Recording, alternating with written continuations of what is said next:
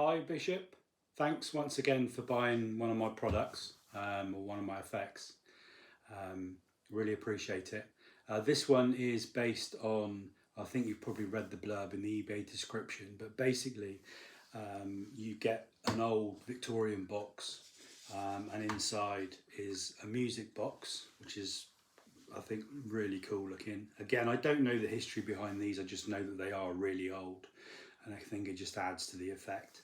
And basically, just to get quickly to the method of the effect, you're just going to be forcing the tune that's being played by the music box. It only plays one tune, but you kind of introduce it however you want to. Again, I introduce it as my grandmother's music box, and she had the power of the knowing, and I'm gonna kind of give that power to you. So I mean, you obviously don't need to use the box. I just think it's intriguing when you come down and you sit in front of somebody and you just, because they obviously don't know what's going to happen at all. They see this box, they're intrigued straight away. You then pull it out, basically say that this, and tell the story of the music box, and it plays a particular tune. Obviously you don't know what that tune is, so we're going to try a little experiment, and basically we're going to be using what I think is one of the most underused gimmicks or props in especially mentalism, is a forcing bag. This one that I've got, that I've supplied with you, kind of fits in a lot more with the old Victorian story of the kind of thread bag. I have always used clear forcing bags. There's, for some reason, I don't know if you've used them before or you've come across them before, because they're clear. They've basically got a partition. This is a three-way forcing bag, so there's three partitions in there. I use this to force. I play like a word disassociation game, so they get to pick out different words and I'm just forcing a particular word on them, but they think they're picking out a completely random word. But for some reason, because they're clear, people it doesn't even enter their head. This is the most baffling thing. I've never ever been caught out. There are a couple of ways of handling that I'll explain with the bag that just makes things a little bit more subtle, just in case you think you are being a bit burned, especially if you're in a lighter room or if you're outside. There are things that can be noticed, but the way you're going to be performing this one, it doesn't even come into it. I mean, and literally, I've just got these new bags turned up. Every time a new one comes out, I'll try them out, because you can put coins in them, you can force coins, you can force slips of paper, you can force playing cards. They're just, as a utility device that just goes way over people's heads, that they don't even realise that it's a trick. They're fantastic. Like I said, I've supplied you with this one. I just think this goes a lot better. So basically you've got, and I don't know if you can see on camera, and again, if you just pop that down in front of somebody, they're not going to know what it is. They're not even going to be burning. As far as they're concerned, that's a bag with some slips of paper in. But what you've got, if you can see, is two partitions. On one side, you've got your random slips of paper that people will be grabbing out to prove that they're all completely different. So, for example, with your tune, by the way, is O Solo Mio, the Italian operatic tune. So on one side, you've got all your random bits of paper with completely different tunes on.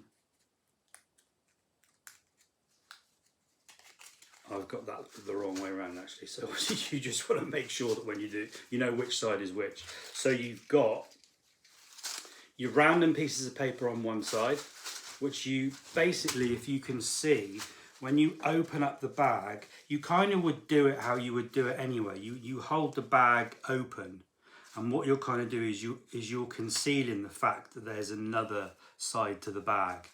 So you kind of go over to the person and say, can you just grab, or to a couple of people, can you just pop your hand in? Don't look, because I just kind of want to make it as random as you can. And can you just grab out a couple of slips of paper? So they do that.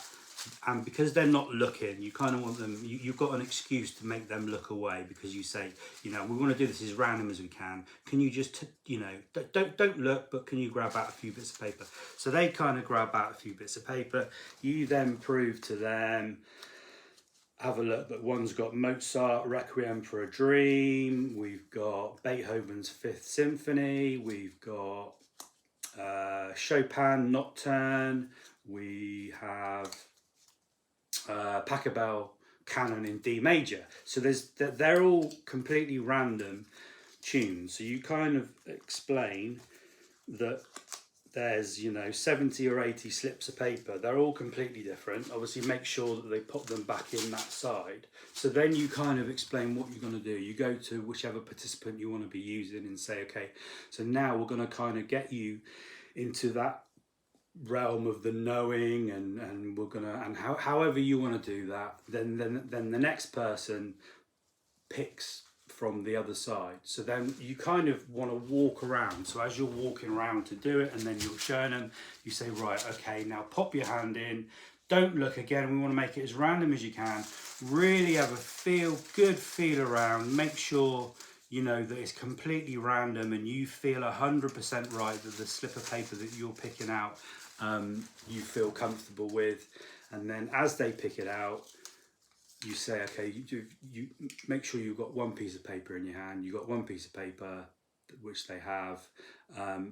You can either give them the choice to change their mind, or if they feel completely confident that what they've got is a fair choice, then obviously the bag goes to the side. You can just pop it, and the more random you pop it down, the less people are going to even notice, because you're not even drawing attention to it.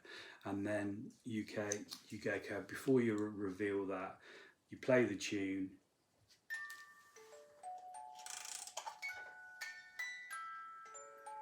which is O Sole Mio. There's a piece of old vintage piece of paper inside with it written on, just to prove that, because if they're not sure what that tune is, then you tell them that it's O Sole Mio, and then you say, okay, from all the random pieces of paper that you've got in there, let's have a look at your piece of paper.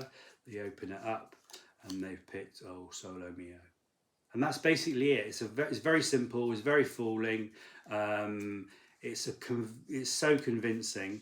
You're not going to draw attention to the bag. So I think it's the way you handle it, and that's basically the effect. Like I say, you can use different force bags. You can use this for any other effect that you want to fit in any other part of a routine where you need to force something, a word or something or other. So that's it. Thanks very much for buying it again, and I'm sure you're going to absolutely love the items because they look fantastic. Cheers.